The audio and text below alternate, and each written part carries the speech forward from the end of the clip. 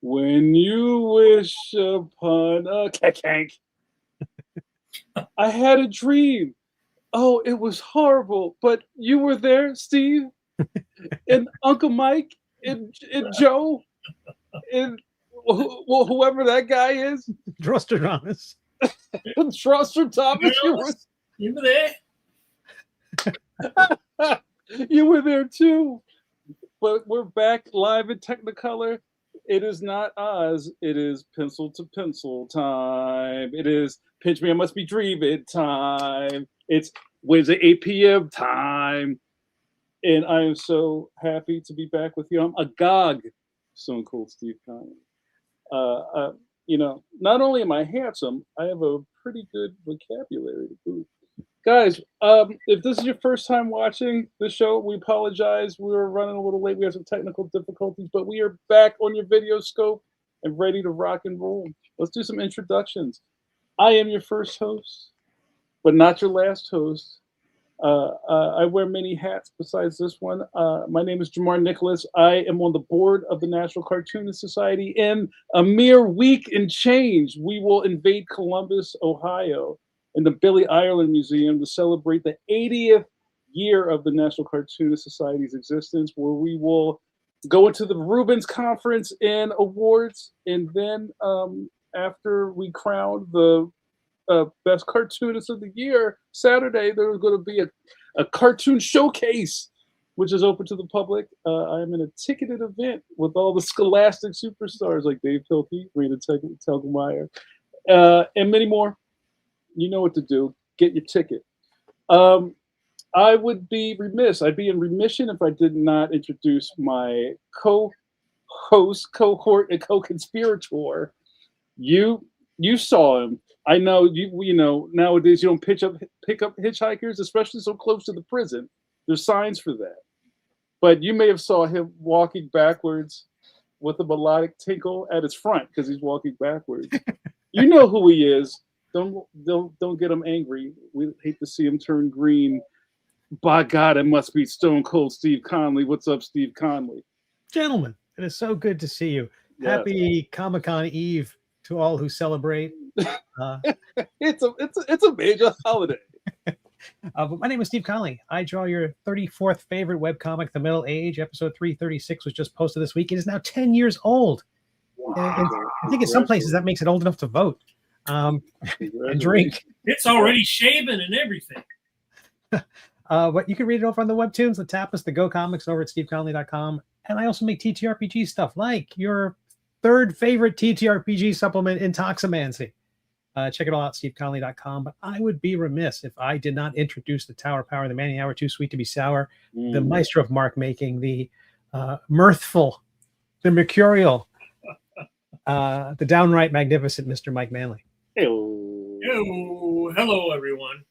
I am your drawer of childhoods. I'm the master of the old form known as the coloring and activity book. I love it. I just passed the anniversary of my 42nd year as a professional cartoonist. Wow, that's fantastic, Mike. You know what, Mike, I have a question for you because, we talk about the range of the modern working cartoonist, right? You've done everything from trading cards to coloring books to major graphic novels and comics and web comics, all of that stuff. Do you think in this day and age that you can actually get pigeonholed as a working cartoonist? Like, could you have been, the coloring book guy? You need a Barbie color book, you call Manley. Right. Do you think that could have happened, or it could still happen? I don't think now. I mean, I think when I was younger, I did funny stuff, cartoony stuff, and I did serious stuff. And generally, the comic, if you did Conan, then they think, oh, you're the guy who does Conan, right? And if you draw Mickey Mouse, they think you're the guy who drew Mickey Mouse, right? And usually, people don't think if you do one thing, you sort of do another thing. Right. No, I don't think that that's necessarily the case because nobody does anything, right? I mean, it's like the business is in such a disarray. I don't think you necessarily have to worry about being typecast. I think that was more of a nature of how the business was. Like when I started self-publishing, I did more humorous stuff, which then people like, oh, you like to do, not that I hadn't always done that, right? But if you draw Batman, then people think, oh, you're a superhero guy, right? If you work for Marvel, they think, oh, if you work for Mad, they think you do, humor stuff. It's sort of the nature, I think, of what the particular environment is that you're working as an artist. Now I don't know because the business is in such a disarray and the way people get in, and I mean everything is so different than when I started. Because generally you had people who had been around a long time. And the older people might know that, Neil Adams could draw something realistic, but he could also do something funny. I think it became, as you got into the 80s and you got into the 90s, you generally didn't have people who did more than one thing. Like the earlier guys could do all kinds of stuff. Because when you started out on comics back in the day, you might get a Western or science fiction, or you might get an Archie, because back in the day, people were journeymen and they tended to go around to all the different publishers, right? So you were more flexible. I think that became less common with the direct market and people just sort of like doing one thing and being sort of known for doing one thing.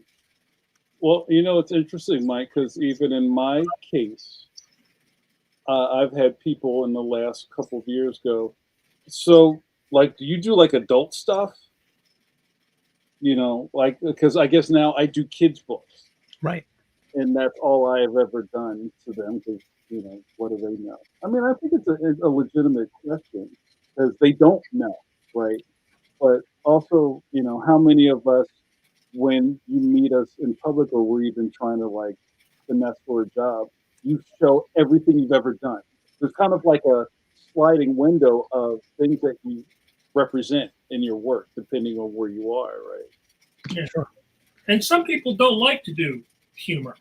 Right. Some people only want to do, Batman or horror or whatever. I mean, I think that's more common now, right? Like most people wouldn't think that I could do an anime style, but I could totally do an anime style if that's what I wanted to do, right? Right. And if all they ever saw from you was that one anime thing you did, they think that's all you can do. Right. Yeah. And you start getting anime jobs. Yeah. Right. 100%. Yeah. It's just the nature. I think in the old days, people had been working in comics since the 40s. A lot of the old editors and people that, they'd been around for 20, 30, 40 years. And so they knew different versions of artists, right?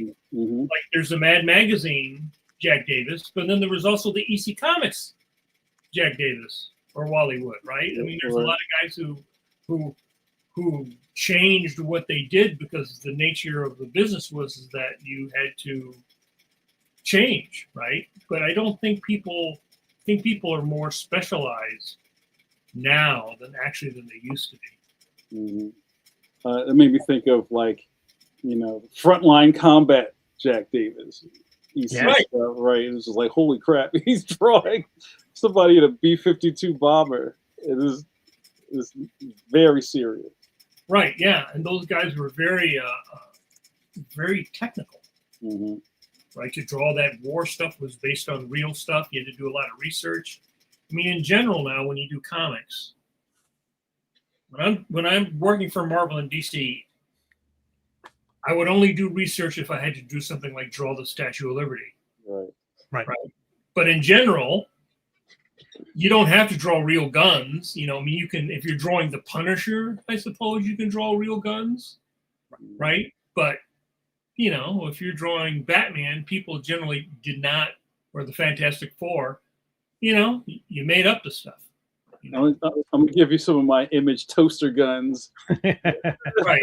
Yeah, everybody had pouches, right? The pouch era, right? So, yeah. But if you were drawing Sergeant Rock and you're drawing World War II, then you had to have reference because the people who like that stuff know what a Sherman tank looks like, know what an M1 carbine looks like.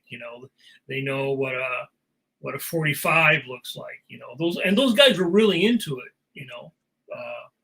The guys who did the war comics. I mean, some of them were servicemen. They were in the war or the army themselves. So, when they would draw something like that, they would actually bring that kind of experience of actually having been in the military to what they did, which is not something that is common now. I don't know how many people who were like the Gulf War are drawing war comics. Right. We have a question. Our buddy, Mr. Paul Pate. What up, Paul Pate? Paul Pate says, you each may have a style or adept at different styles, but what would you say is your distinct voice? Bonus points for telling us what it is. Anyone want to take a stab at that? Steve, what's your voice? Can you put a name to your style of cartooning? I think it is what I'm doing at the middle age. I've figured this out by when you're just zoning out and what you draw, like you're on a phone call and you just draw. It's not for an audience. It's not even a piece of paper you're keeping. I think however you're drawing in that moment, just for yourself, that's kind of, I think, you get to figure out what your default setting is. You pull all the other things that might be pulling on you in any direction, get rid of all those other influences, and what comes out of you in that moment is probably closer to. That's how I think I found my style. What I found myself drawing over and over again was this kind of stuff, just doodling. And always having fun drawing, but also relaxing when drawing. And And it really doesn't look like anybody else's stuff. I mean, to everyone else's credit, it doesn't look like anybody else's stuff. You invented a new style, Steve. That was something that Mike Waringo said. He said, "You've stumbled onto a new style," and I honestly stumbled onto it as the right one. When it was a proto of the Middle Age he was talking about. So, yeah. Mike, what about you? I don't think I have any. I feel like I'm an actor, right? Am I doing a comedy, a broad comedy? Am I doing a dark comedy? Am I doing film noir? I sort of feel like, if you have a core set of skills that are strong, then that allows you range to draw whatever you're interested in, because if I'm drawing Batman, or like I'm drawing the Phantom in a classic style, quote unquote, because he's a classic character, right? And that's why they hired me, right? Because they wanted me to do that thing. So I can do a classic comic book character. I mean, I just did character designs on a film that'll be coming out soon. And some of it took place during the 50s. And because I'm good at drawing guys in suits, which is just part of the job of drawing something like Judge Parker or whatever, they thought of me to do character design and layout on this film because I had that particular skill set, right? But then again, if I wanted to sit down and draw something that looked like Astro Boy or One Piece or Charlie Brown or whatever, I would do it. So I don't think I have a default style per se. Like when I do my wind downs, that doesn't look like the Phantom, and it doesn't look like Judge Parker, and it doesn't look like Batman. It's just whatever I feel like drawing. So yeah. I would say I'm somewhere in the middle of both of you. I know that the stuff I do, these are the things I get from people all the time. Oh, this looks like a Saturday morning cartoon. I don't know what that means. And also, oh, this looks like Fat Albert. I also think that's a little racist, but I'm going to leave that right there.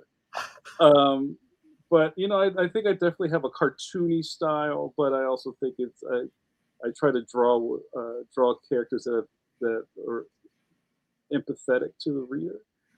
I try to look for emotion in the stuff that I do, but I don't. You could tell me if that works or not. Great question. All right, you know what? I think this is a nice segue into our guest tonight, talking about style. We have I don't say lightly, a master of the art form in the green room tonight. Let's hold on. Let me clear the screen. I got too many graphics going on. Stone Cold. Let me clear the screen. He needs the full screen. Full screen dude. Yes, he is a full screen dude. Guys, tonight in Pennsylvania, we have Alberto Ruiz, an old pal of your three expert cartoonists, and also is a modern master in his own right and a master of the female form. Mike, before we bring him in, you want to say some words about Alberto? There you go. Yeah, he's a master of the female form. I just did it. He was one of the original contributors to Draw when it was a magazine. And he's a great example of what we're always talking about a lot on the podcast. He's like a self-made man, right? And he's done a lot of different things. He's worked in design, he's worked in what do you call it when you work in fashion, right? I was blown away in the very beginning because he was doing these great, like, sexy pinups, but he was doing it in Illustrator in a way I had never seen anybody do Illustrator. Because to me, when most people do something in Illustrator, it looks like, the schematic you pull out of a model that you're building. But architectural rendering. Yeah, but he would do these amazing illustrations. He's a great designer. He also been a publisher. He's published his own books. He's designed and helped publish other people's books. He's a real Renaissance man. And I think he's a great example of a guy that's not, he did not get typecast or boxed in by the business. He's always defining and redefining, I think, himself, which I think is a great example for people in this particular time. You know? Yeah, I love it. I couldn't have said it better.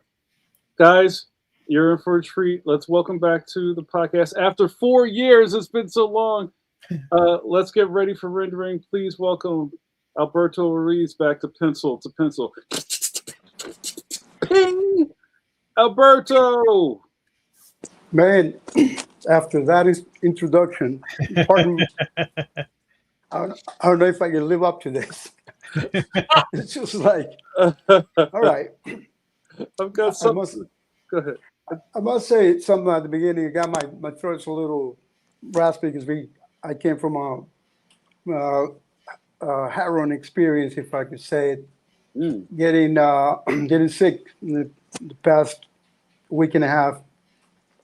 So I'm a little rough, but we can banter. We can have the thing. But thank you for that introduction, because that's how my mom viewed me. That's exactly how my mom would describe me. If she realized, she would probably say like, "Oh my God, you're a hack of all trades, and you a jack of all trades. You do all that stuff." And again, but she never, of all the things, she never actually saw much of the stuff I did, except when I became more known, when the things that I was doing, like the magazine, when I got published the first time, and then I showed it to her, because my mom came from a very old, very, very poor environment, very humble people. And so for her, she wanted me to be like an architect, and to put me in a good school and all that stuff with my brother. But neither my brother and I took on I want to be an architect. I didn't want to be like an engineer or a lawyer or anything like that. My brother was. And we both bailed out of school early, so she's kind of disappointed, if you know what I'm saying. So, but when she saw my stuff printed, she saw my name in there. It was like she was like, oh my God," and then she'd run around telling. It was a competition between the sisters. You know how it goes. Oh, I see. You bragged the family. Yeah. It was a brag of the family, because before it was like, come on, look what Thomas is doing. Thomas the doctor. Yeah. Well, your sister, Teresa is just a lawyer. And, what's going on with you guys?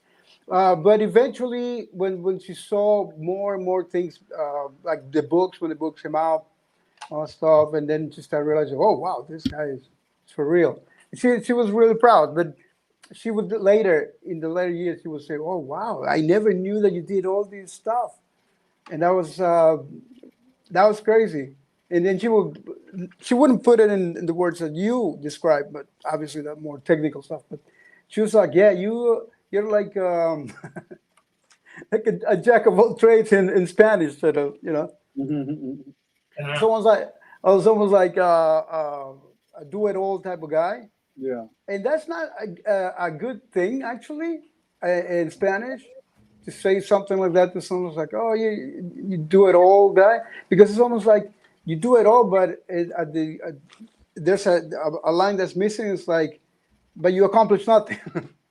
Right. Yeah. Right. The old saying was, "You're a jack of all trades, but a master of none." Yeah. None. Right. Yeah. So there was the same vibe, the same thing. So it's not that good.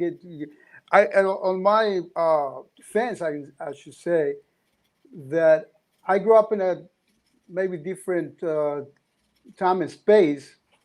Grew up in the 60s and 70s. I mean, you might be barely the same age. I think older than you with months, I think, right? If Yeah. Right. So you get what I'm saying. I'm used to going to the library, picking up stuff to, you know, that stuff, or going. I used to get a haircut just to get to see Kirby's books. And that's here down here in South America. So for me, it probably was more the American comics, European, French comics, all that stuff. For me, it was that more hard to get thing that it made it so like, oh man, I gotta do that shit. You know what I mean? It was not mainstream. It's not like I got every Friday I'll go get my comic. I had to take a haircut to be able to read a few Batman issues and some, and some whatever there was the thing. And for me, I think eventually because the bombardment of all these European stuff, especially the Eastern European stuff that was prevalent at the time because of the political thing, I think it shaped me into more of a graphic designer. But yeah, I'm a kid with the Disney thing, growing up with Coco. I don't know if you remember those old the Inkwell. Right, I don't know if you remember that. I grew up seeing that because in South America we were always like at least 10 years behind. So I was watching Tom and Jerry's 1940s into 60s, or what I mean, so things like that. But it was an education because that stuff is super classy, super, and the same thing with the strips. I was super happy that when I saw Mike got the Phantom, because that was one of my favorite strips when I was a kid. I seen it in the old, in the 60s, obviously. There were packs of newspapers wherever we moved. There were lots of newspapers like 10, 20 years old. So that I've always seen the Phantom. Always in the new, it's always good. And I remember seeing in the 60s, 70s was the trademark. The name was, I think it was Lee Falk.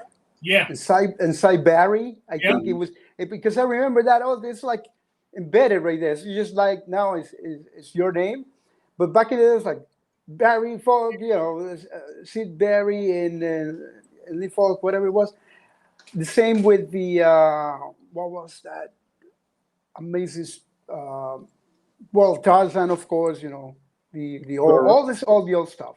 Yeah. Yeah, but to get to the jack of all trade things, I think in South America, and I tell this to all my students, we have a different mentality, which is that a formally trained man, and I'm paraphrasing, I'm trying to translating at the same time, a formally trained man, school, is no, I'm confused with the thing. It's a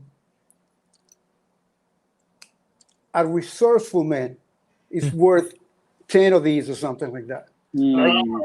So it's like a thing that but and also that's among poor people too, right? Depending on where you are, because you can't afford to get this done. You have to do it yourself. So that line was always constantly, and you're a kid, you're curious, and you do this, you do that, you do this. And then when I got to New York, I was thinking, the first time I went into to work was a factory, and the guy there was Ecuadorian. The foreman was a mechanic, and he said, "Do it." The first day, I never forget. The first day on the job, I wasn't even a mechanic or anything. I was just doing manual labor. And he goes to me, if you're going to be successful, only if you listen to me, listen to me again.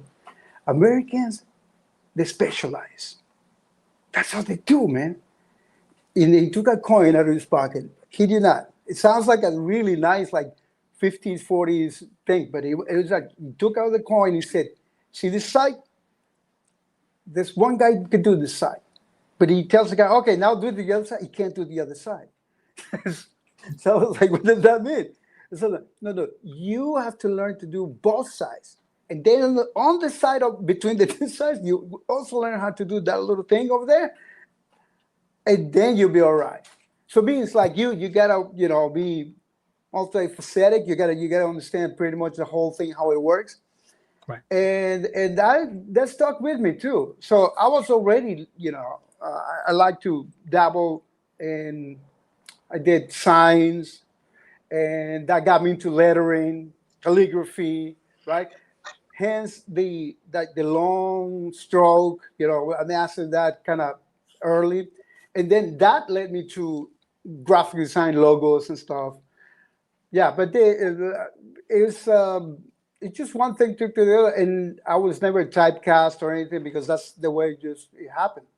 I started getting typecast or pigeonholed in the States, where I went to get a job, and my portfolio had all kinds of shit there, all kinds of different stuff, from lettering lettering, drawing the lettering every chiseled in really nice, clean, measured every angle, every curve.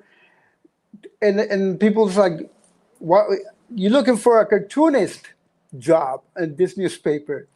Why we need to, Right. see, we don't care about that stuff. So I learned then to kind of modulate, right? Kind of like make sure that you prepare a portfolio for whatever job you're going. And that I think that was it. And then I was like, okay, so Americans are specialists. They didn't want, I wanted to go into illustration. I couldn't bring an illustration with logos, a portfolio with logos and things, or even the illustrations, they had to be of a particular way. They couldn't be just pencil drawings mixed with ink drawings or with the other stuff. If it was all pencil, it had to be all pencil. So the art directors will cue me in on what to bring. You have to have a style. Yeah, you must have a style, otherwise nobody's going to even see you. And I was like, okay, I got it. Then I started buying this. I don't know if you remember those illustration annuals, like back in the 80s and 90s. They're gone now, but that was like, and then they used to charge you for to appear. Quite a fortune, by the way. Yeah. I did pay in a couple of them, but it got me good jobs, but not that many. So I terminated the practice of buying into it because every time that you appear on those things, you have to pay like $2,000 or something. And at the time, in the black book, right? There was a black book. Yeah, those black books. Yeah, that's what we call it, black books. The yearly annuals, whatever you call them. Those, but the annuals were actually that belonged to the Society of Illustrators. Those were good because people, pay a fee to enter, and they would win silver medal or whatever. That I understood. I got that, and that was cool. I never participated in that because I never felt that I never believed in lottery myself. And also the work there was so fucking outstanding. Right. I could possibly, I was just a kid basically off the boat, and like I couldn't do that. But yeah, that after that, things got more interesting because then I understood the system.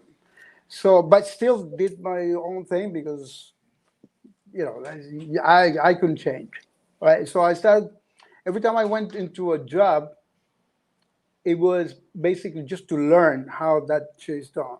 Like if it's an animation, okay, how to actually do keyframes and stuff. And then I got out. I learned how to, what it takes to do like character design. What does it take? Then I read some books on it and whatever, and then I did a couple of jobs for that. I believe for an outlet that Nickelodeon used to have. I don't remember the name. Yeah. It was like more like a Spanish thing or more. I forgot. No, it was not Spanish, but it catered to a different audience. But I did a couple of things for them, designing characters. They did a commercial for Latin Hispanic Day week or month. So it's very vague, but that was possibly my contribution to the art of animation in that on that route, in that on that particular what you call it, enterprise, Nickelodeon. Later we'll find out that the Nickelodeon is a totally different thing, and it was Yeah, well, MTV had I worked for MTV for a while. They had an office in New York, and then that's when MTV had like MTV Europe, right. South America, right? And so they would make different like bumpers and little Yes. interstitials or whatever they used to call them. And so I would commute from Philly to go up to New York because I worked on that show Spy Groove. Oh yeah, I remember that. Yeah, and that was on like one of the floors, and like 2 floors above them, they used to do that. What was it, TRL or whatever that show? Oh yeah. Yeah, so I would commute from here, from Philly, up to New York, because there was at that time an animation, not as big as LA, but there was animation in New York. There was MTV. I think that was before Titmouse, but there was New World Leaders, the people that did Venture Brothers. Yeah, yes. I remember that. Yeah, so you were in too? Yeah, I did boards on Venture Brothers. Yeah, so there was a New York. There still is, I think, but much smaller now. I don't remember the name of the studio, but Bill Preston worked on one of the studios in New York. Noodle Soup. Right. Noodle Soup. Noodle Soup, yeah. Noodle Soup. Yeah. And then, it was on animation. Later, that Blue Sky was also, in New York, and if I remember correctly. Yeah. The only one left. So you were sort of jumping all around. Yeah. And getting. So I think that's very. Again, that's interesting that you go to every job you go, you get a new arrow for your quiver. You pick up a new. Yeah, that was kind of the thing. I think, and if I should be honest, I wasn't living off the art until quite possibly fully until 1995. So from 1980, that's the time I arrived in New York. So 15 years, I think, mostly I did, whatever jobs, bike messenger, whatever, you name it. Whatever in New York you do, clean up, whatever, construction. As I told you earlier, I went to work right off the plane, basically, the next day, where my mom worked in a Jewish man's factory in Brooklyn.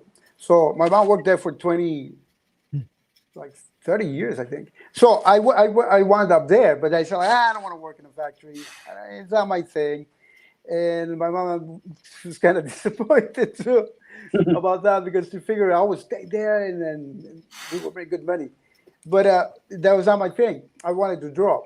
So I wanted to attend. My main goal in life, because I was all kind of bombarded by American illustration, and mostly back in Ecuador, down here, was that everything I collected in every library, and I used to go to this Canadian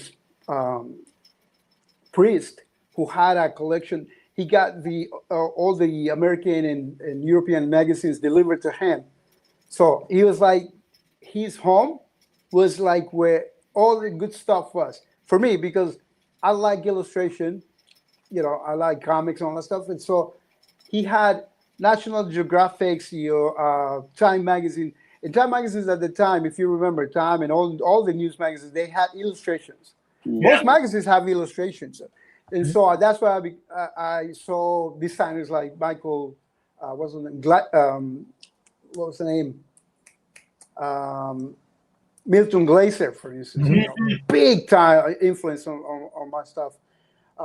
And then I saw the other, American illustrators featured in the stuff of the day. Some guys did some really crazy stuff. Brad Holland, I don't know if you remember, back in the day, was big. Yeah. And all those guys wound up in the annuals of the Society of Illustrators. Every year you see the same names. Brad Mhm. Forbes, Ernie Fox. I don't know if you remember that. Yep.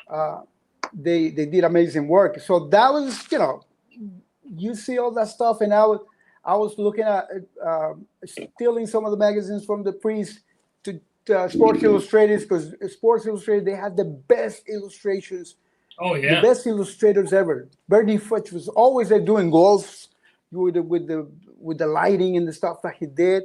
Then there were the shots of the close face of Namath by some really the name escapes me. But that sort of shit was like airbrush done. It was like untouchable, right? It's like digital illustration today, but with without the computer.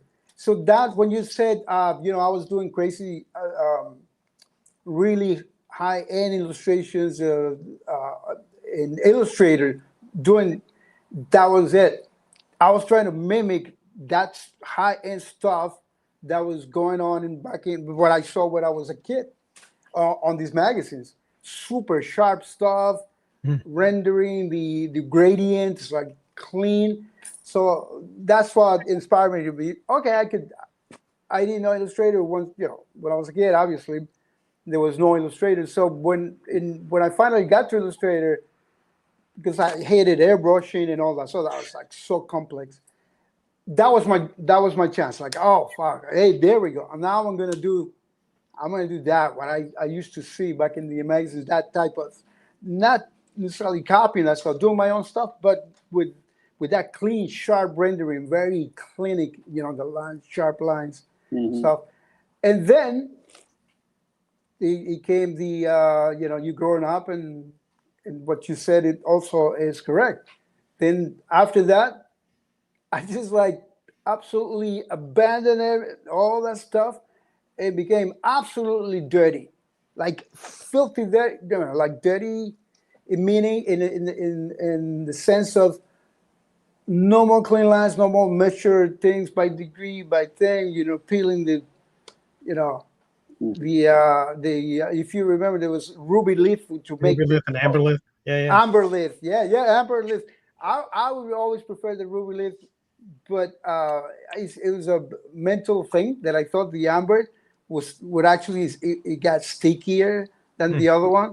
But but that was bullshit. There was exactly the same thing. Actually, amber later became even better for me, because as my sight was going dimming, you could see better with amber. You see the black lines. the black lines. So so all that stuff, and then I abandoned absolutely everything. I said, you know what? I need to learn how to draw. I kid you that, I said that to myself. This is after I already sort of not conquered, but I already did my made my money and feed my family with graphic design, doing clean logos, Illustrator, everything Illustrator. So by the year 2000, I was like done with that shit. I was like, I want anything clean. My only word is not clean. I'm not clean. I rarely bathe. So why should I do everything? Yeah, I was like, I wear one sock, one color. I'm an artist. I'm a crazy man, and How did you learn? Where did you first learn Illustrator? What job? Oh, that's a funny story, but it's it's kind of sad. The first time was actually my first daughter was born. I didn't know anything about computers. 85, and the reason why I say 85 is because, unbeknownst to me, I had no idea. But in 84, Apple, came out with the Macintosh, right? And so it was a big thing. But I was still buying How magazine, Print magazine. Yeah, right. Yeah. You know what I mean? So where people do things with the paste up and the clean up and the airbrush and the right, because I'm an old man. I grew up on craft. So by my birthday, my daughter is born actually, and I go into this embroidery place right around the corner where I live, and I asked the guy, excuse me, can you make a logo for I'm gonna put this in a jacket. My daughter was just born, and I wanna give it to my brothers, to my friends, right? I want to make a dozen jackets because that's what I did. Satin jackets and jean jackets back in the day. It was super big in the early 80s, if you remember that. Mhm. Everybody had a satin jacket, Was poplar, something whatever. embroidered on the back. Yeah. So back you have there's another one. There was the woolen leather was the most expensive, and you wanted that one. There was onboard cloth, very fine stuff, whatever they called it. But the satin jacket was the cheapest one. So I guess do some satin jackets and some. I bring my own jean jacket to see maybe if I could shove it in there and get a little logo that I did with, for my daughter, the name Allison, and you know Allison, by the way. So I went in there and I asked the guy, "Can you do this in embroidery and on the back, straight back on the jacket?" He goes, "Yes, but he goes, before anything, he gives me any prices. Well, who did this?" Because the logo and color and everything, and he was kind of tight. He goes, and I go, "No, I did it. This is my son. I just wanted. This is my daughter's birthday." And I explained the whole thing, and he goes, "It looks more like because it was kind of colors, letters that had different colors." He goes, "It looks more like a painting company's logo, right? Because it was too sharp, Right. and almost corporate." So he goes, are you doing this also for? Is that your job?" And that was a factory guy, bike messenger, whatever at the time. I had no job in art. That would be 15 years later. So the guy gave me the first job. He said, and I have the piece. I wish I would have, that we would be talking about this, because I would have bring that. I found the other day. He said to me, he showed me a drawing that someone did where everything was stippled, right? Yeah, and it was on a shirt. He said, what I want to do is I want to draw. I want somebody to draw this Marilyn Monroe, Charlie Chaplin, all these old stars from the golden age of cinema, and place them on shirts. But I need the art has to be black. And I worked on logos before, so I said, like, sure, that's easy, man.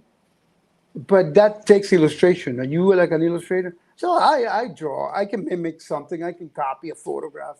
That's not a problem. So he gives me the Charlie Chaplin famous, where he's like with the cane, he's kind of bending the cane like this, with it lifting his leg on the side.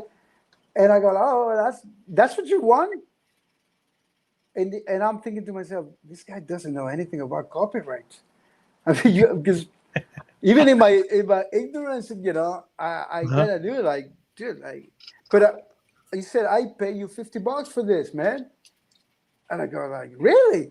And that was the early 80s. To me, that was I was making, like, I think it was like $450 minimum now at the time.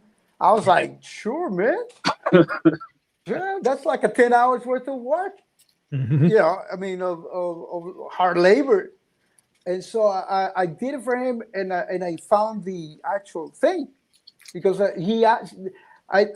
couldn't do it on paper. I had to do it on a sheet of plastic, we call that acetate. That's the actual name. Yeah. So he can then transfer onto the screen, flash it.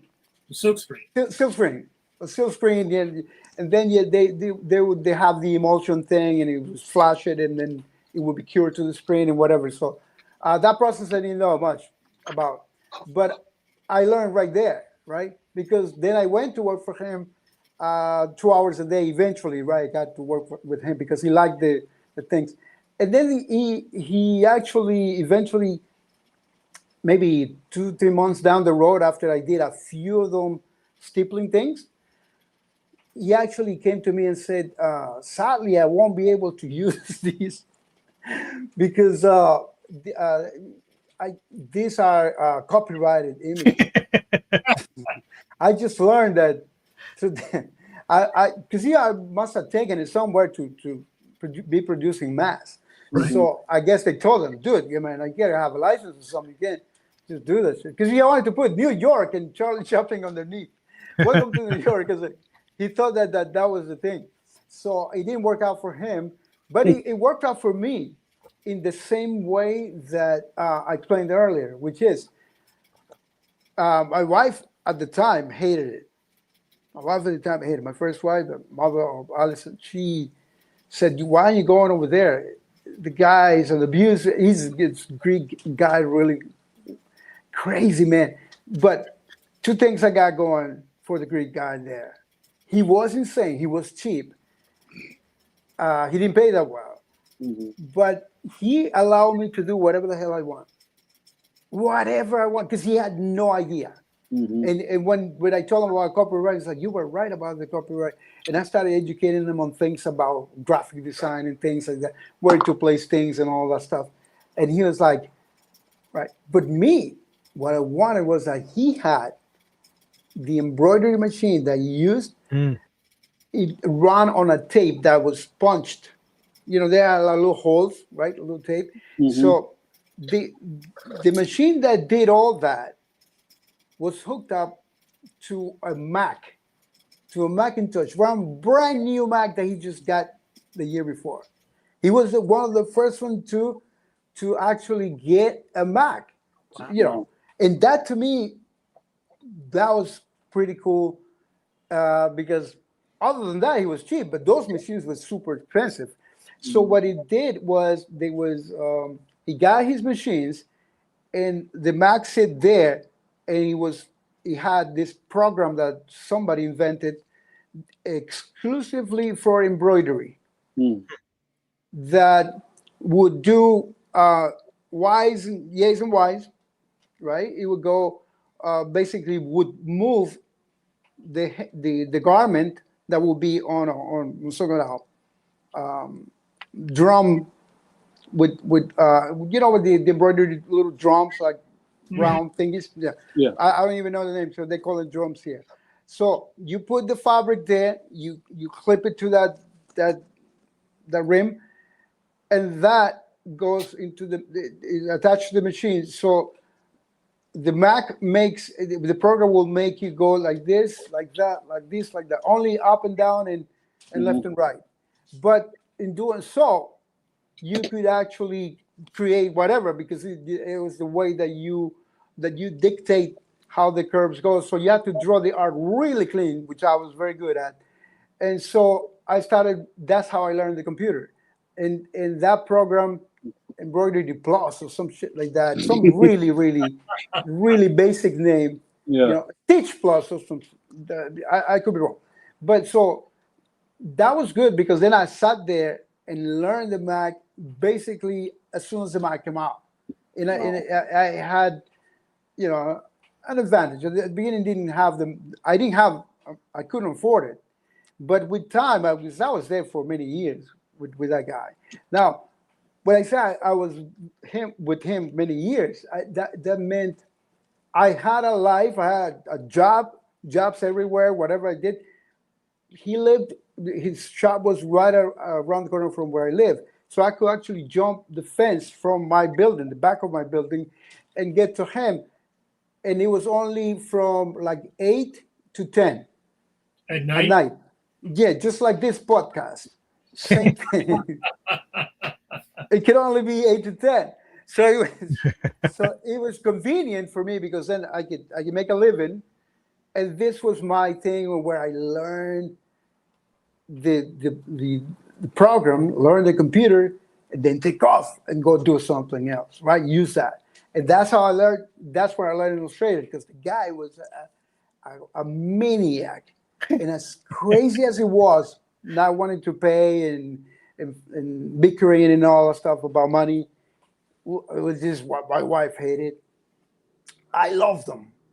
So I took the shit all the time. He always paid me in the end, but we always had to argue. He loved that shit. Oh yeah, he loved the argument, the thing. It's like, yo man, you're already making $220. yeah, this and that. Yeah, it was crazy. It was That crazy. old world kind of bickering boss who always, Yeah. you had to argue with. Yeah, because it's all time, right? But I would, for me, because the guy was absolutely ignorant when it came to matters of design or anything like that, right? So what his clientele were plumbers, electricians, right? Uh, yeah, bakery next door. They wanted the jackets or they wanted t-shirts, either silk screen and embroidery. The actual name of the thing was Elite Embroidery and Silk Screening. When the Halloween craze came, like maybe 90s, I don't know if you remember, all of a sudden everybody has a Halloween store, and then Party City and all those comments started popping everywhere, and they all became Halloween stores just for October, September, October. He also got into that craze. But it's a long story because I'm not going to get much into it because I could be here for hours because the connections are insane. But just to drive the point home with the learning of the Illustrator and going into this other realm of art, the first program that he introduced to me that was absolutely brand new was Adobe 88. The a new copy that he got. I think Adobe has gotten a new. The first was just Adobe Illustrator, but it wasn't super lame. And then Adobe 88 the year after that. So I'm talking about 87. So by 88, and when I tell you that, I'm actually a little bit wrong because it's almost like when you buy an 88 sedan, right? A car. You're buying it on 87. I think they're selling the 88s. Right, yeah. If I'm not mistaken. Right. So I think Adobe did something like that. So it was late 87. And I'm like, I have Adobe Illustrator. He brings it to me in like 7 diskettes or so, 10 diskettes. those little floppy things. And he puts them in there, and the thing pops up, and he's there next to me, and it goes, he goes to me, this is the future, man. This is the future. I go, what are you talking about? This is vector. There's things that you've been using to do the embroidery programming the machine to go back and forth and this and that, right? For the stitches. That was vector too. That's why it was easy to do. It was so fast because it had been, a different type of thing. The vector, that's all it was back then, graphically, right? There was the vector, and that was the gradients. If you wanted to color something, you have this hideous, garishly gradients with crazy greens and oranges. So that's what you had. And so when Adobe Illustrator 88 came out, that was like a massive volume, a really hefty program with all kinds of stuff, right? I don't think it had all the bells and whistles. Obviously, every year they come up with something else. But the Adobe 88 you could do pretty much everything. So he showed me that thing, and I fell in love. So I started doing all the artwork for the t-shirts, the silk screen t-shirts, the clean logos and all that stuff in that program. And and 3 years later, right? And this is again going 2 hours a night to him. Sometimes we fight and we will not see each other for months. It's like a bad marriage, girlfriend, boyfriend thing. Yeah. Sometimes that. So he will piss me off because the guy would be, animated racially. If you go, so if you're black, stick around. If you're brown, whatever it was, the thing is like always with this stupid racist shit. And that's what actually the source of our fighting usually was, the arguing back and forth. He's absolutely sick. And he, back in the day, nobody cared about that. This day, I probably would have been a millionaire by suing him if he would have, in this time of age. But in 1985, he was just like, yeah. He hated Jewish people, and he got named for everybody, every class, Italians and everything. It was insane. But that was the thing. I didn't think of it much other than, oh yeah, he's a racist uncle, so to speak. And so we in 1990 he came up with a bigger set of floppies. There were like 20 floppies or something, maybe more. And he goes, you know what? This is the future, Alberto. But you said the Adobe Illustrator was no, Alberto. This is it. It was Adobe Illustrator, Photoshop. Oh yeah. I will never forget. It was 1990 because I saw it right there on the thing. Photoshop, 1990. Every time I opened the program, you saw, oh, 1990. It's a 90, right? Yeah. Yeah. And that was it. it. In the paint bucket. Remember when they would come in the paint bucket? Oh yeah, that was the first one had the paint bucket. You had to click on the paint bucket. Like a fake paint bucket, and you had like 90 discs inside. Yeah. So you were learning the Adobe suite as it was coming out. Right, but still, even though years has passed, I still didn't have my own computer because computers were still they're getting better. They're getting better, and by the time I left him and moved to California to pursue a job in animation, which I did for 2 years, and it went nowhere. I came back to New York with a tail between my legs and an extra child to feed, which is Megan. You also know my second daughter. And so odd that now that I'm just telling you the story, it just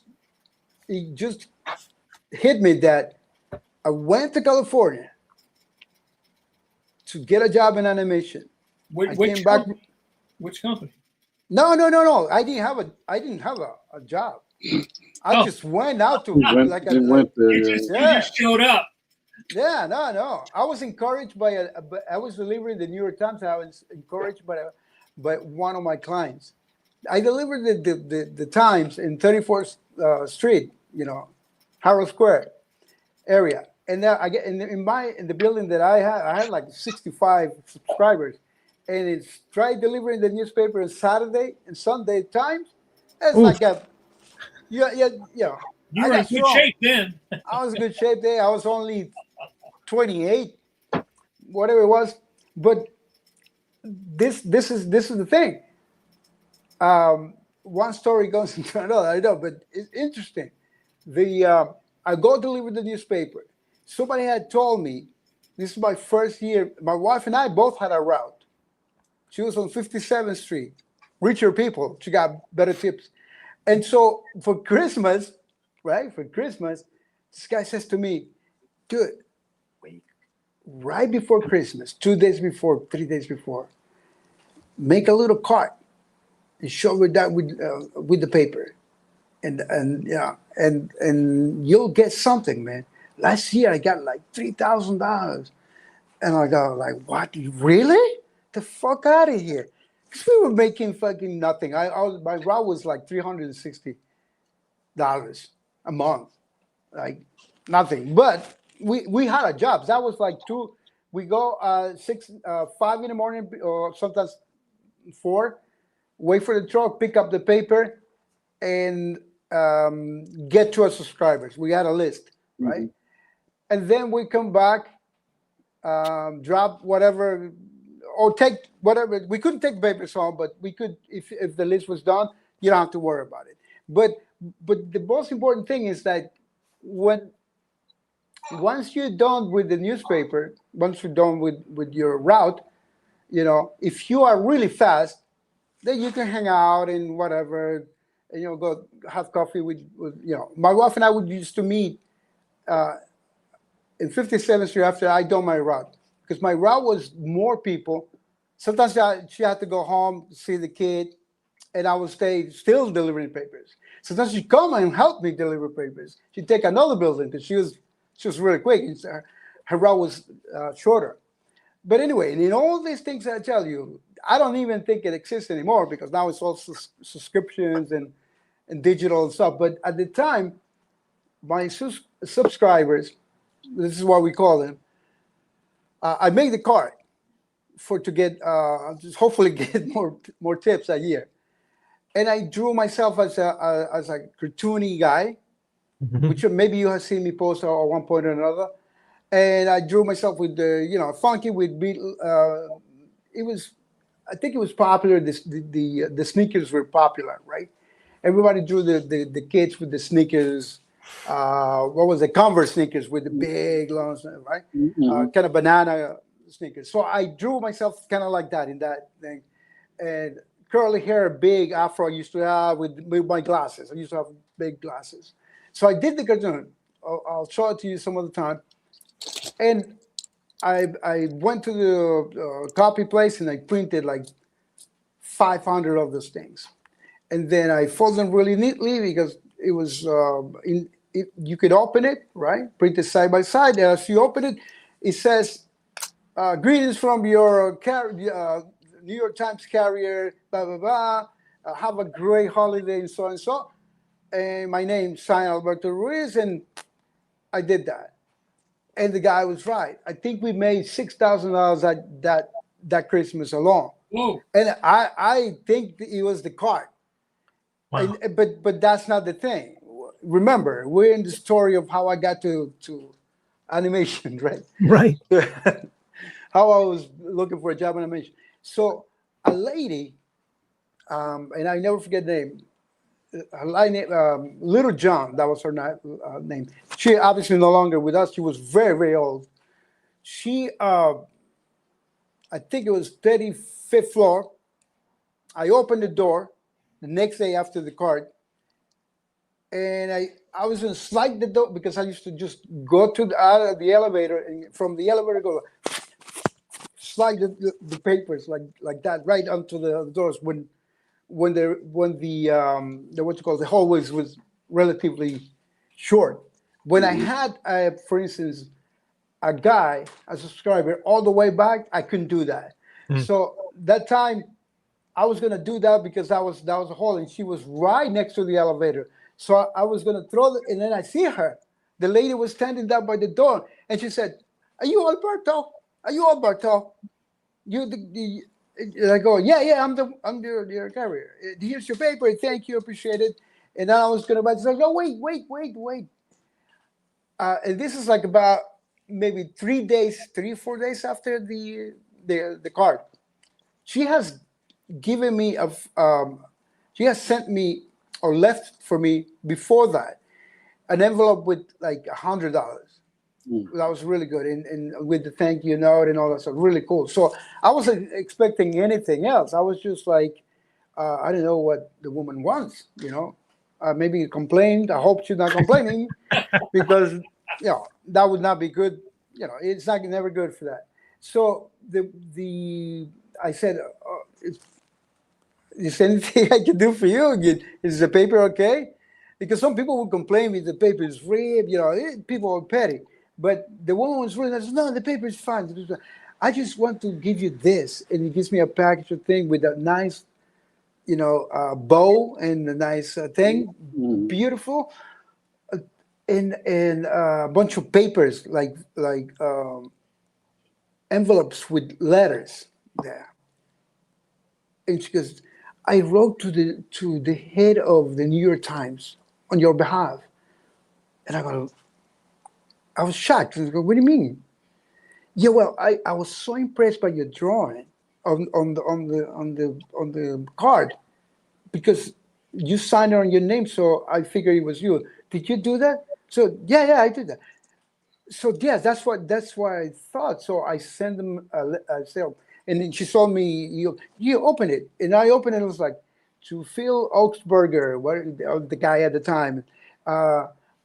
This is the whole story about it. This is my newspaper boy, Alberto Ruiz, seems to be like a cartoonist and excellent. And could you please, take a look at this guy's work or whatever it was. And I was blown away by it, right? I was like, "Oh my God, that's absolutely the nicest things I did." It's almost like one of those freaking movie of the weeks back in the day, right? Like Live for Your Dream, the guy who did what you call it, the spray. You remember that? Dreams Don't Die. Someone have to remember. If not, look it up. Dreams Don't Die is one of the cheesiest, most amazing movies in the 80s, and where a guy who does graffiti in the cars is a kid, and then he eventually winds up in an ad with an office in a high-rise building doing ads for a big company or something. But Dreams of Die is kind of funky because he comes from the hood and he gets involved in drugs and stuff.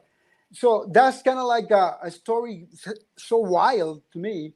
It's so kind of Disney-like, in fashion that she took the time to write this guy, and then the response from the guy right after that said, "Miss so and so, thank you for bringing Alberto Ruiz to our attention. He undoubtedly has the likes of a great cartoonist, and I'll make sure that my people would stay on top of him." Sort of like and that was it. Thank you so much, and with admiration, whatever it was. And it seems like the lady that knew the guy, or they were, these are rich people that live there. It's a millionaires, the whole thing. So I was like, wow, she's like, they're addressing each other like they know each other, so to speak. And I was like, after that, I took my stuff and I left. And when I went home, I was like, wow, this is cool. Right? Now, I was already 20-something. I was late 20s. I had a child already. I was married.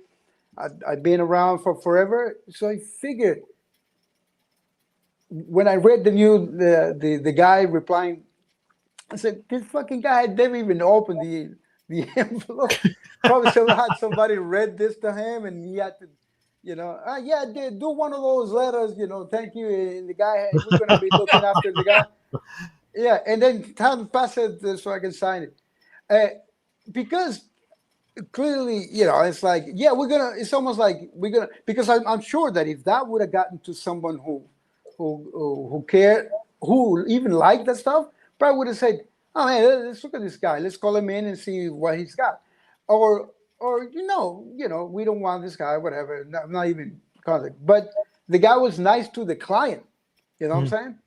She's got a subscriber there for life. Her father bought the paper.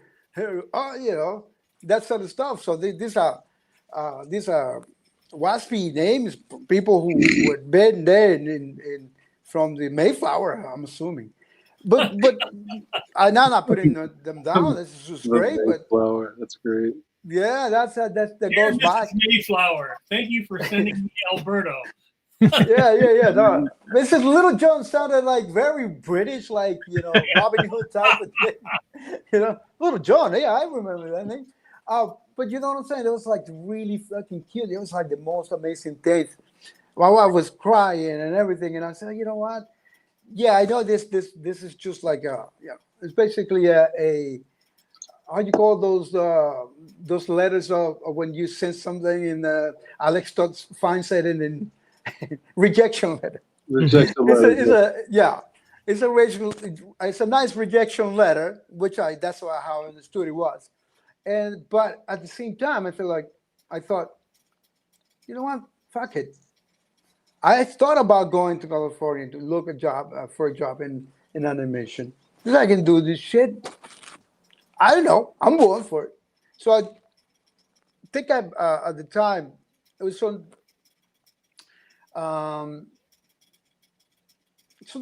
financially was not like the best times, let's just say. And the papers did help, having that route and the other. But I had 3 jobs plus the Greek guy at night. So I was like, what if I just go and take a job doing something I like instead of,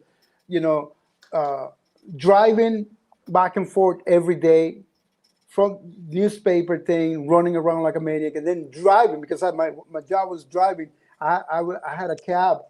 I drove a cab back in the day, and did deliveries and all kinds of stuff, right? Because that's the only thing I knew how to do physically. I only drive, so everything you had to involve driving and pulling things. So, but I said no, I want to sit down in a chair and look like Jack Kirby and his all nice little table and draw all day long and just get a check for drawing funky characters, and that's it. So I told my wife, and she agreed, and we did go. I failed miserably because I couldn't find a job. Right? Because in my mind of not educated in this type of things, I thought that just your mere talent will get you somewhere. Instead of having a path and a portfolio, the right portfolio for this, the right portfolio for that, and having a knowing some people, not people in this and that, but knowing our directors or getting a list of our directors. None of that stuff I had not to do. But just you have to understand. I was just doing menial jobs since I got to New York, and the only art job that I had was like making the t-shirt designs, logo designs, and embroidery designs. So, but by the time I got to New York, the Mac are already taken over, Macintosh. So everybody was doing. I wanted to get a job just in making logos, and so no, you have to know the Mac. You have to have your own computer. And I don't have a Mac. So that was like, okay. So when I got back to New York, that was my thing. So the first thing I did was to get into a job in you remember Nobody Beats the Wiz? That was it. So I got a job in there as a how do you call the guys? Stock guy. Yes. So I was doing clerk, a stock person. Yeah, you have to unload the truck, get him down there, and somebody calls like, "Yo, Alberto, get me the C85 RCA 30 inch," like that kind of stuff, right? So right. that was it. Hold on a second now. You kind of skipped over. So you went to California. You convinced your wife it was a good idea for her and your little baby girl. Yes, and the baby girl. I took him. So how long? What did you do when you were in California? Where did you go? Who did you see? Oh, I did the same plot that I always had, which is to invade, conquer, and get out. Take learn, get out, and go find something else. I did that a lot though, and I did learn a lot. But the only thing that couldn't deal with was the politics of California. Meaning, and when I say politics, I mean the conditions, because back in New York is a lot different for graphic designers. In California, though, in Southern California, where I went to Orange County, close to, I think it's in between San Diego and LA, basically, right? And the reason why I went there is because I have a friend there. And so I was like, okay, you can crash there, and we get an apartment, and then you start. And it was a great place to raise my daughter. Excellent, beautiful. Everything was beautiful. No crime. In New York, we had the thing that we live in the fourth floor, cement, and she couldn't even go down and play with the animals. It's just crazy. So it served that purpose, right? And at the same time, I was like, it's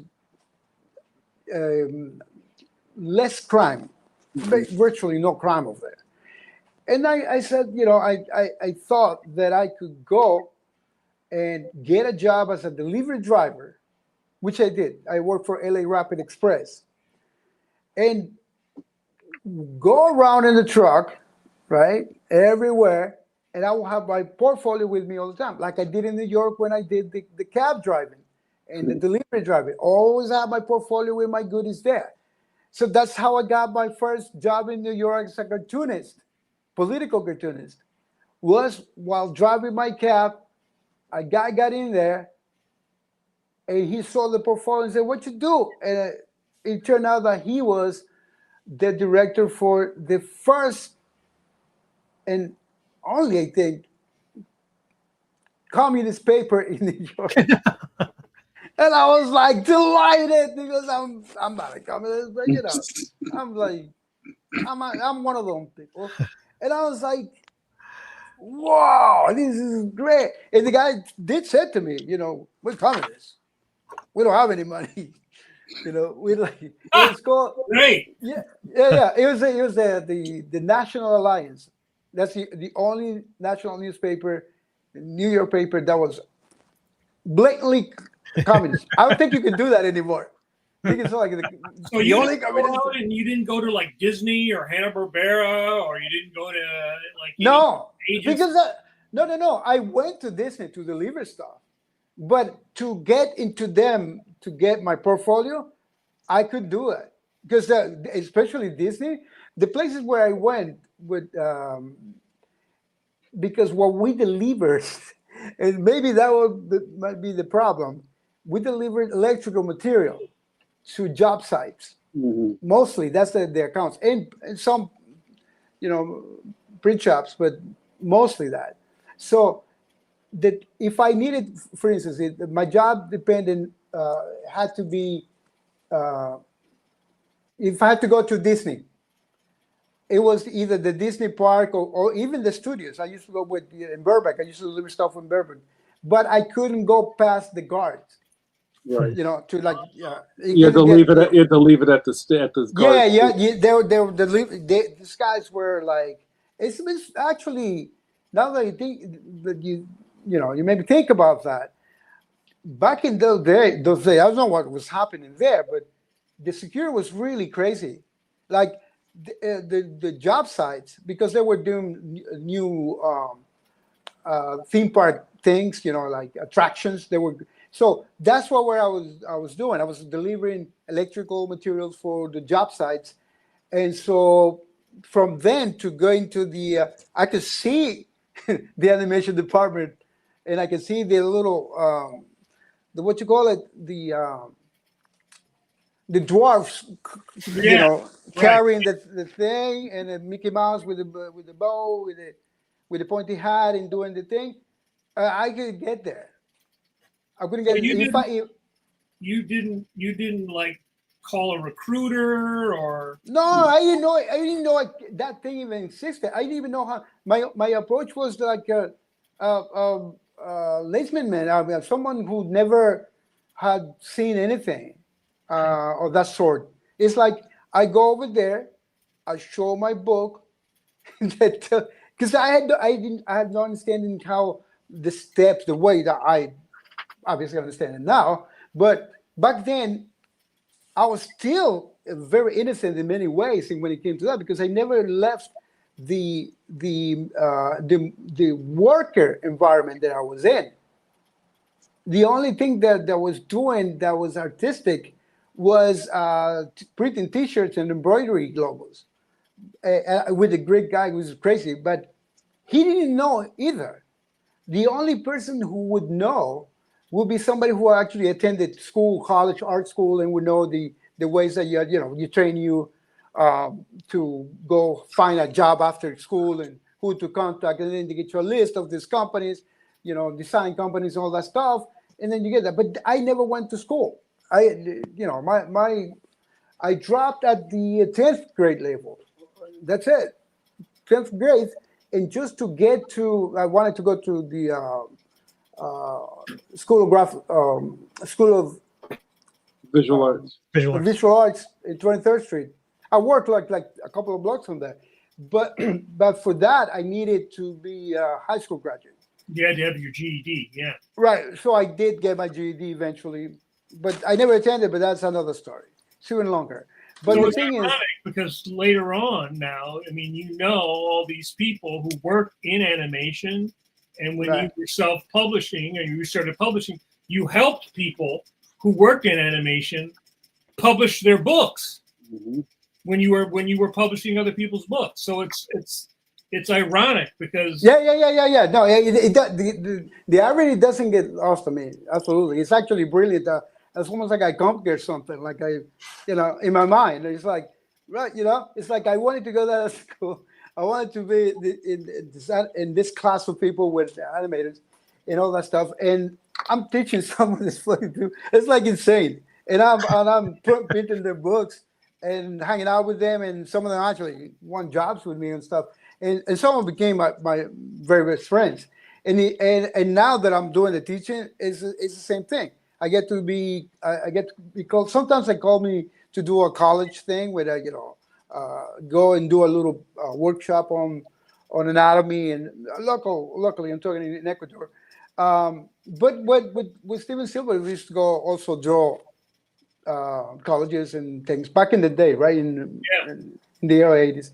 So with it, that's kind of cool. It's kind of like 360, if you pretty cool. But at the time it's 1989. I was totally rough because I didn't know where to go. All I wanted to do is infiltrate, go into the guard and say, "Hey, man." You just show. Hey, let me take my portfolio up to the yeah. floor. And this is usually another guy who spoke my language, another Mexican. They went like, "Hey, dude, let me go in there, buddy." It's like you can't go in there, man. It's like the guard is animated just like there's fucking gold in there, and then, and I was like, "You're right." They have security. It's like it's normal. But I didn't know this chain of command, chain of thing. Where you go, none of that stuff. It may sound to you like now that I'm like this all-made man and all this, Renaissance, all the shit. But at the time, I was just absolutely stupid. When it came to that stuff, the protocols, that's basically it, right? Protocols of how things get done. Mm-hmm. Look, I want to give you something that will explain absolutely this. Before I got the job at doing cartoons at the communist paper, right? They didn't pay me, but I can do a cover. I can do a back cover. Nobody might read the news, but I don't care because I got that.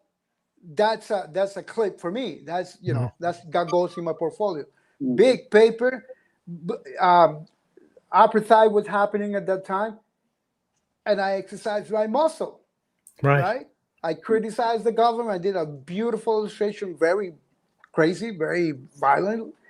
And I got that in my portfolio. When I understood the protocol, then I used all those things that I did before I knew the protocols, and it was like magic.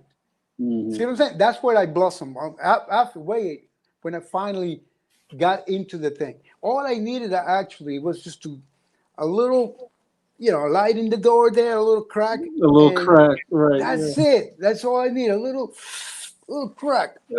And I didn't get the crack, but at the time, because I couldn't know even where to go get the crack, if you know what I'm saying. So, but it's to me, it's the best fucking story, rag to riches stories ever in my mind, because it's me, obviously, right? But because also the ratio between poverty and the place I am in that I have managed myself to get to, to me it's fucking amazing, right? Coming from this and get to that, it's quite a trip, and they're all in between. And this is the thing. You pointed something out in the introduction, and I have to say, and this is very sort of surprise for me, that I managed to do it on my terms, right? To a highest degree, to a good degree, because I'm almost certain that if I had gotten a break in those days where I was hungry and I didn't know the protocols, I probably would have sold out to the man. Yeah, I would have got me comfortable with a good, good.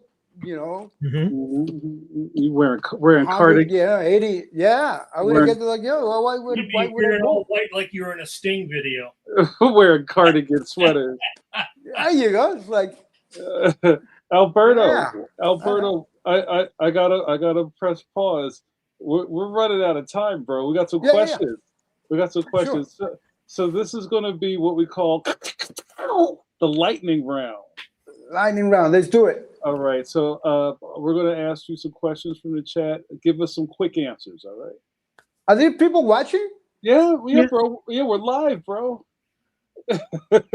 There's people in the Oh, chat. okay. There's people in the chat. So hold on. Here you go. All right, all right. All right, Hey. all right. So first off, this is from our buddy Tio Michael. Michael says, I'm curious where the Latino cartoonists that were popular where you were from, that were adapting American comics, like how Mexico carried on Spider-Man on their own when Gwen lived. So what was going on over there at the time? Yeah, the cartoonists I was interested in. I never saw really that many. I always like American comics and French comics. Mhm. So the cartoonists that I care about, the few, they were Latino back in the 60s and 70s, were doing, they were Mexican, most of them. And one major cartoonist that impacted me was Argentinian, was Guillermo de Vito. Guillermo de Vito.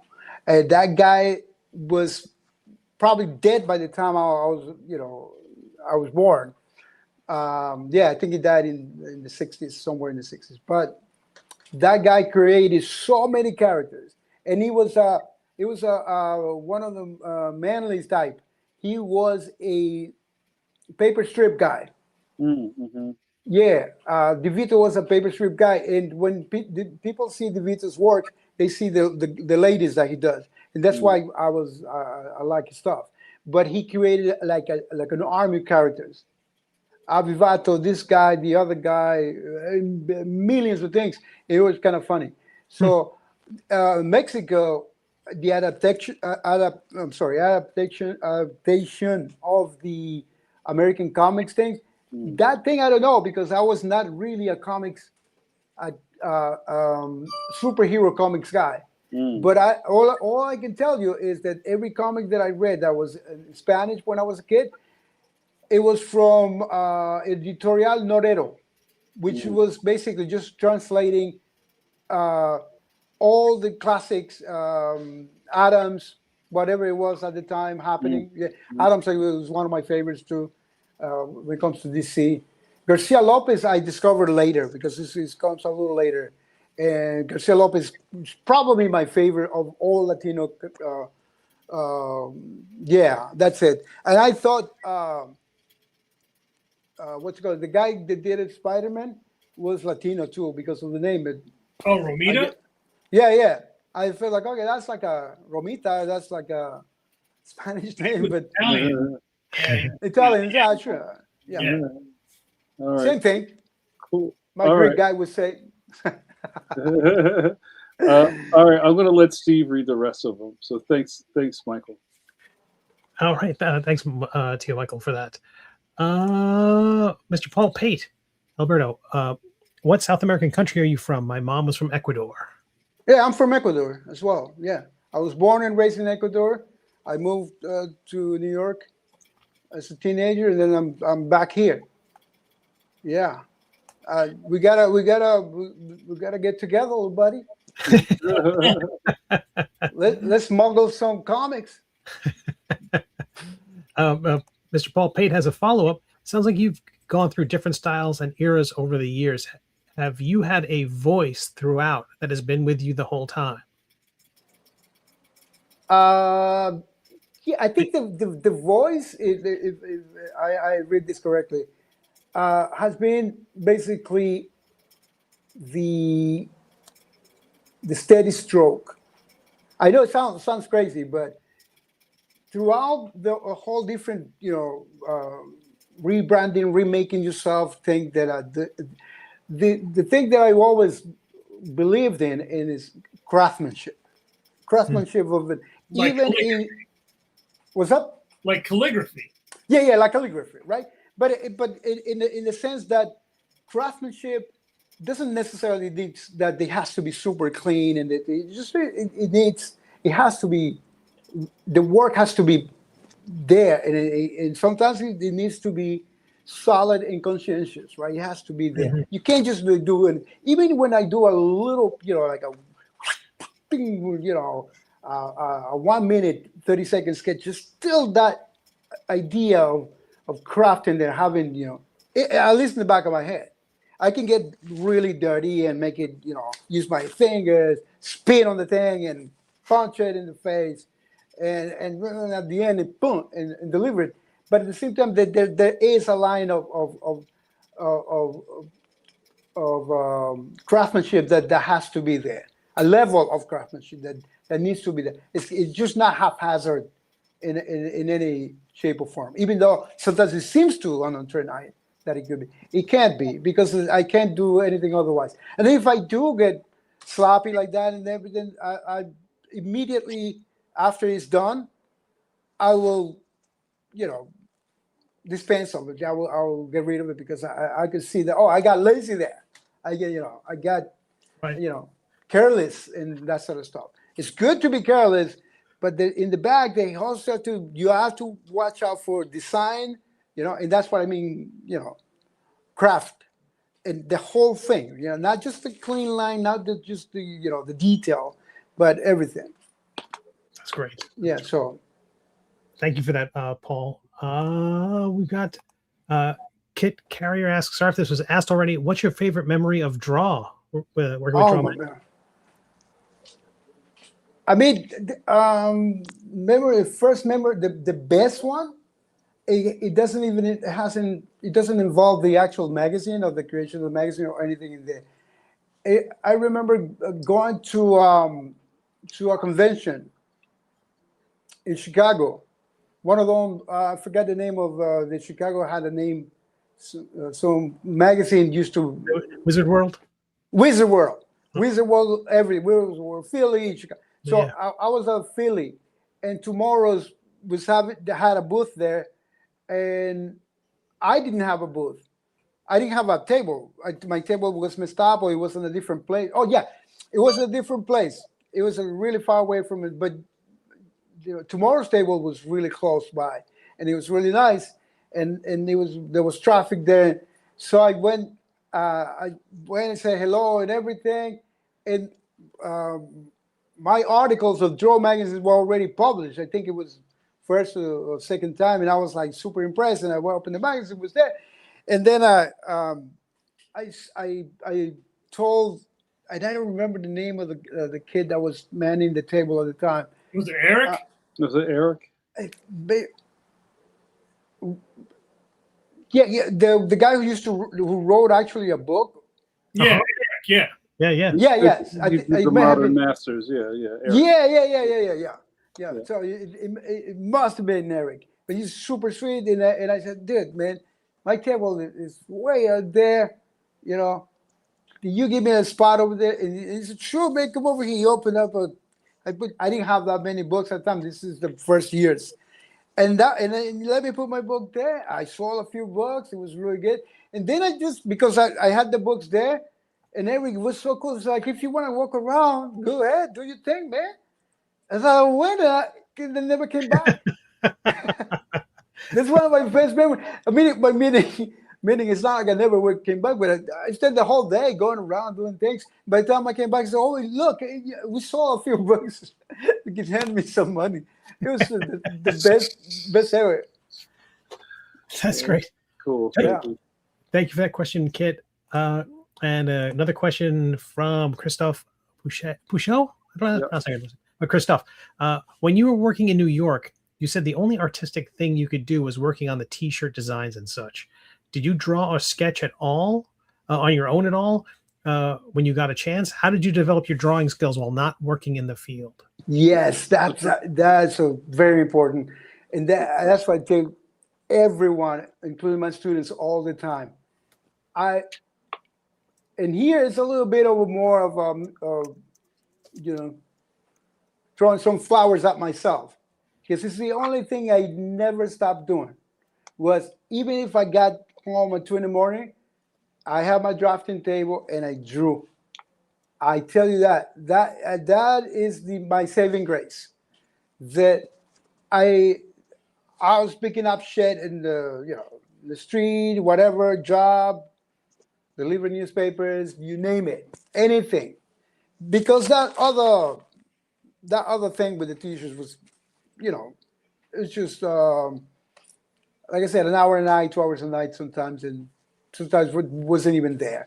But what was there all the time was the drafting table, and I drew a lot. Yeah. So that's it. And I think I didn't know how to draw. By the way, I didn't know how to draw.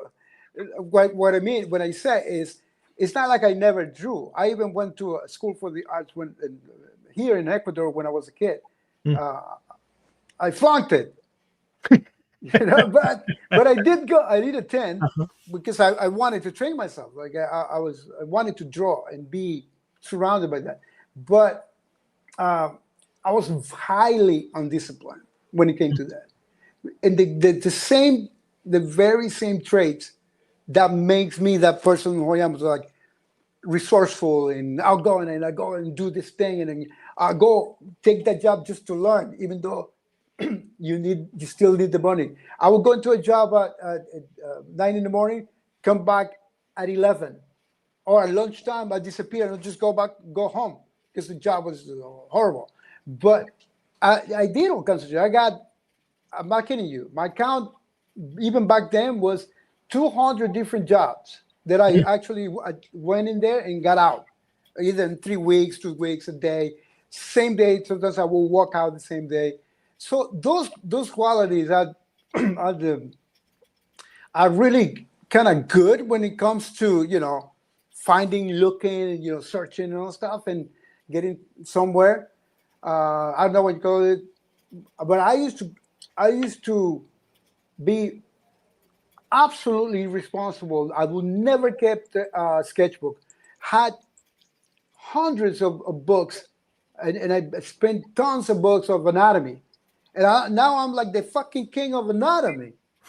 It's coming out of my nose, but this, I couldn't do it there because I was undisciplined. So that came when I was 40 years old. I trained myself to be disciplined on actually practicing the anatomy and things like that more. But I did draw every day. That's great. Yeah. That's great. Thank you, everyone, for Christoph and everyone for those questions. Finished that lightning round. That was nice. All right. Awesome. Yeah, it was awesome. Yeah, thank you so much. And Alberto, unfortunately, pencils down. Well, I also want to say, no, you just had a new book come out, right? Yeah, tell us about your yeah. Check it out. Let me plug it. Hold on. Let me give you the screen. Go ahead, brother. Yeah, there you go. There you go. Yeah, there it is. So how can they get this book? How can they get this book? Oh, shit. It's published by Ominiki. Can they get it off of your Instagram? Yeah, go to my Instagram or my Facebook. I have all the links there. So, but they can't buy it off Instagram because I'm not carrying. I don't have the book. The book was printed and edited in Spain. So I didn't buy any copies for myself to resell. Usually I do that. I buy like 100 copies and resell them through my site. But I don't have anyone in New York to help me with that. If I get somebody I would send maybe 20, 30 books and have somebody help me deliver them. Mm-hmm. It's fine. My daughter always helps me, but she's too busy now, and I don't want to bother her. Well, yeah, but it's okay. But if you want to go to Ominiki Ediciones. Okay. That's great. And Alberto, what's the suggested price on this book? I think this costs 35 euros, and I think it's roughly $40. I think. Okay. In US dollars. That's a nice price. Yeah. Beautiful. All right. Well, you know, You got Alberto, it already. Did you order? who, Mike or Steve? No, Or me? you. Me? Oh, I don't have that one. I have a bunch of your books. Yeah. Oh, no. If I could send it to you, I would. Unfortunately, I don't have any, and this is the first one I got. This is really crazy. I just got this book about 2 weeks before my birthday. Yeah, Right? happy birthday, Alberto. Oh yeah, thank you. That was yesterday, but the book was selling and everything, and I hadn't even seen it. The final book. I never got to see the final book until now, until like 2 weeks ago. So this is crazy, but I did. But it came out all right. It's pretty awesome actually. Yeah, So I have your Line and Mask Kickstarter. I have that. that book is aside the content, Yeah. right? Yeah. It's a really well made book. It's really beautiful. It's thick. It's thick with It's two thick. T's. It's well designed. It's really good. Yeah, thank you. So All right. Well, how do people get in contact with you? What's the best one? Your Instagram or your Facebook? Instagram is the best. Yeah, Facebook. I answer Facebook and everything, so you can befriend me on Facebook, but it's more complex than Facebook. Yeah. But I do respond. But Instagram, I'm there like all day long, posting memes and shit. Yeah. That's Yeah. fantastic. Especially now that I'm sick, that I'm convalescent from the illness. Yeah. I'm there all the time, just posting crap. Yeah. I haven't even drawn anything in the last 2 weeks. Well, you gotta. Yeah. You gotta rest up, man. Yeah. And I'm glad you're convalescing. Yeah, no, because I gave you my word like 6 months ago, so I had to comply. But I'm still in the disease is going, but I'm still hallucinating every now and then. Oh my God! Just kidding. Well, It's not that bad. It's not that type of disease, but it's hard on the bones and that sort of stuff. All right, man. It was great. Thank you for letting me just run and talk shit all night long. Yeah, man. And it's great catching up with you. It's crazy. The last time you were on the show was 4 years ago. You believe that? That was for the other book. Yeah, that was for the other book, and we're gonna have to have you back. The chat is like, "Yo, you got to come back. Bring Alberto back." Yeah, just I must warn you though. You're gonna, if you keep that trend going, unfortunately, you're gonna see me every year because I'm planning on gaming. The volume 2 is gonna come out next year. Oh wow, that's cool. And volume 3. We could do a draw and jaw, or we could do a draw. You can draw. Yeah. I'll draw. Yeah, you can come on. We'll do a live drawing. Yeah, let's do. Cool. Oh man, live drawing. Yeah.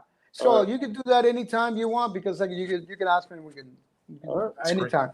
We'll set We can that do up, and then you can take my spot, and I'll quit. you could be the third guy. Yeah, I don't know. Whatever you say. No problem. I'll be more than happy. Thank you, man. It was great seeing you, brother, and Absolutely. and rest up. All right, and we'll see you soon. Have a good happy birthday. Happy Oh, thank you again. Thank you. I appreciate that. Happy birthday. Bye now. Ciao. Ciao. All right, guys, we're going to call it a night. Thank you so much for hanging out with us. We did an extra large overtime edition for Alberto, and he just scratched the surface. We hardly got started. But just some other notes on our way out the door. I will be back here tomorrow night with another Coffee Break with JN, where you can watch me drink a cup of coffee and run my mouth and win You a need a vid. logo on that. Huh? You need a logo on your cup. Oh, and when I'm out of coffee, video over. You know it, dear John. So yeah, that'll be tomorrow night, 9 p.m. EST. And guys, tell us what you thought of this episode. If you want to see Alberto back, tell us in our community post. And I love that we're celebrating. What's it, 7 years, Mike? Are we doing this? 7. All right. Now I'm depressed. So let's get out of here. So I'm gonna go open my. I went because FedEx just dropped off a copy of my Ditko book, the Ditko Spider-Man book. Oh man, that's fantastic. So I'm gonna go open that up. We gotta go check that out. All right, guys. You know, Strauss-Davis, all that stuff. Kirby hands. We got it. Right here. Dicko hands. See you next week. Dicko hands. See you tomorrow. Thanks, guys.